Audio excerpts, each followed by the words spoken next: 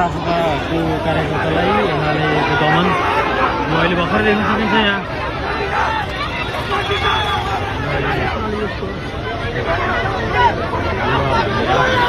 हातपात भइरहेको छ यसरी हेर्नुहोस् महिलामाथि।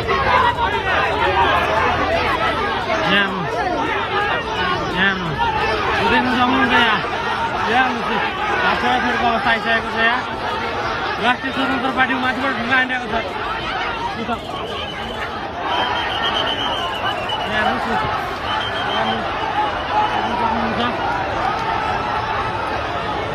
एमालेको मार्यो झडप भइसकेको छ। राष्ट्रिय स्वतन्त्र पार्टी र एमाले बिच झन्डाले पिटिरहेको छ। एमालेको यो दमन कहिलेसम्म?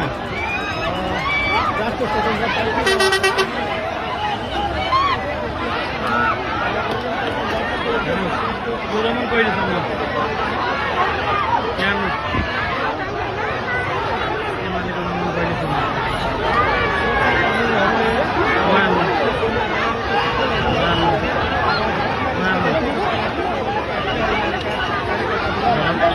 महिलामाथिको अभद्र व्यवहार हामी देख्न सक्छौँ। यो बुढाको हजुरबालाई हेर, यो हजुरबा हेर्नु 70 वर्षको बुढालाई, 70 वर्षको बुढालाई बिचरा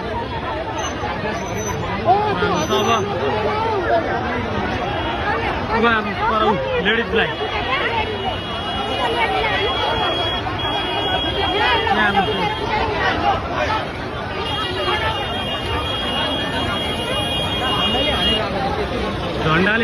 झन्डाले पिटेर यो प्रहरी हुँदै हेर्नुहोस् यहाँ कतिसम्म ठाडापन छ, कतिसम्म यो बेतिथि